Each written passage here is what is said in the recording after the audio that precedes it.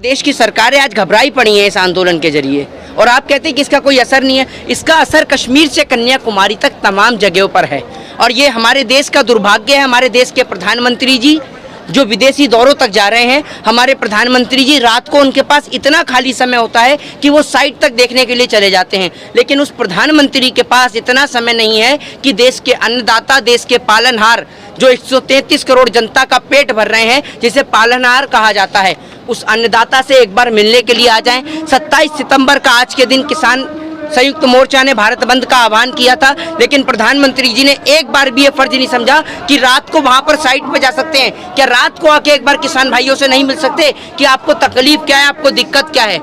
वहाँ कमला हैरिस के सामने जाके बैठ जाते हैं। इनको शर्म नहीं आती कि वो भारत देश की मूल नागरिक की बेटी, जिसके लिए वहां पर खड़े होकर चिल्ला रहे थे अब की बार ट्रंप सरकार, और उसी के आगे वहां पर जाके बैठना पड़ा। लेकिन ये हमारे भारत देश के लिए गौरव की बात है कि हमारे देश की बेटी देश में नहीं विदेश में भी परचम लहरा रही है। लेकिन हमारे देश के प्रधानमंत्री जी हमारे देश के किसानों को भी सड़क पे बिठाल रहे हैं, और किसान को लेकर विदेशों तक से ट्वीट आए। लेकिन मजाल है कि हमारे देश के प्रधानमंत्री को टच से मस हुए हों। आपने कहा देश की सरकार इस आंदोलन से डरी हुई है जी, अगर डरी हुई होती तो आंदोलन को खत्म करने के लिए आपकी बातें मान लेती ना।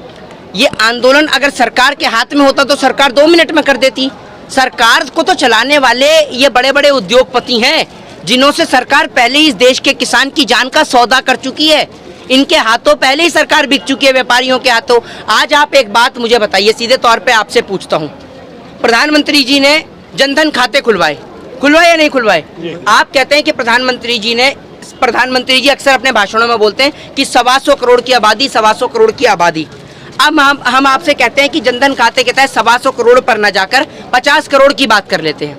50 करोड़ लोगों ने अगर जनधन खाते के तहत अपना खाता खुलवाया, तो आप एक बात मुझे बताइए कि टोटल खाते में कितना पैसा आया? आप इस बात को मुझे बताइए।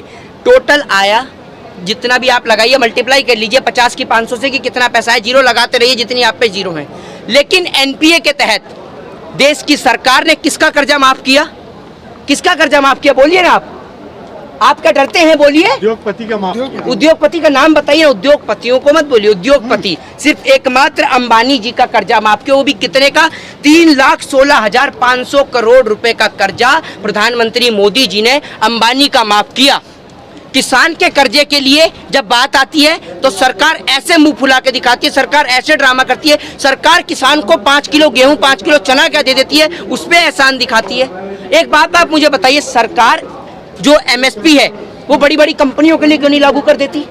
डरती है सरकार बड़ी बड़ी कंपनियों के लिए एमएसपी लागू कर दे आज। और ये 3 लाख करोड़ वाली जो बात है वो यहीं तक खत्म नहीं हुई है। ये 3 लाख करोड़ वाली बात बहुत लंबे सिरे तक चलती आ रही है। प्रधानमंत्री नरेंद्र मोदी जी ने कहा कि नोटबंदी के बाद इस देश के अंदर 3 लाख करोड़ रुपया काला धन के तौर में रूप में भारत में आया। तो एक बात आप मुझे बताइए, हूं तो बड़ी तेजी से कर रहे हैं आप, अगर 3 लाख करोड़ रुपया नोटबंदी के बाद इस देश के अंदर वापस आया, तो 1 लाख करोड़ रुपया हमें जापान से मेट्रो के लिए क्यों वापस देना पड़ा? इस सवाल का जवाब आप में से कोई पत्रकार मुझे दे दे, बताइए।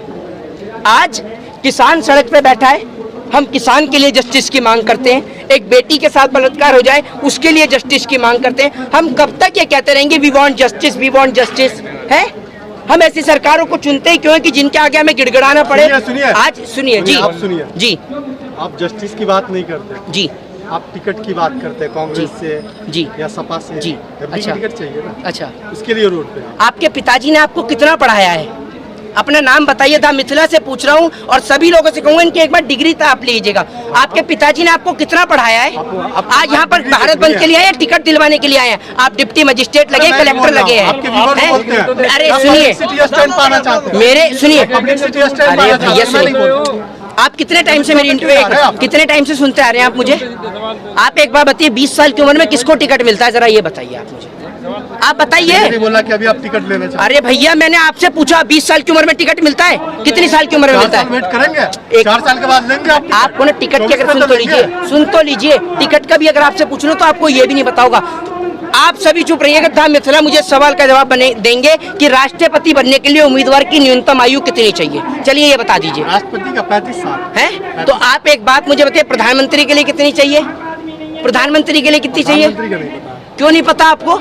आप तो सारी चीज़ पत्रकार मैं हैं। बता दूं। अरे आप तो पत्रकार हैं, आपको तो बहुत ज्ञान। आप एक आपकी तरह वकील हूं आप क्या? सरकार की चाटुकारिता करते हैं, आपको सरकार से दलाली मिलती राष्ट्रपति का है। बताया ना आपको। ये भी आप ही के व्यूअर्स कहते हैं। राष्ट्रपति का बताया ना आपको। मैं क्या कह रहा हूँ, ये भी आप ही के व्यूअर्स कहते हैं कि आपको सरकार की तरफ से दलाली मिलती है। तो क्या दा मिथिला इस बात को एक्सेप्ट करते हैं कि आपको सरकार की चाटुकारिता करने के लिए और प्रधानमंत्री नरेंद्र मोदी जी के पक्ष और भाजपा के पक्ष में दिखाने के लिए आपको दलाली मिलती है? आप एक्सेप्ट करते हैं? आपके व्यूअर्स इस बात को लिखते हैं? आइए सामने जी, आइए।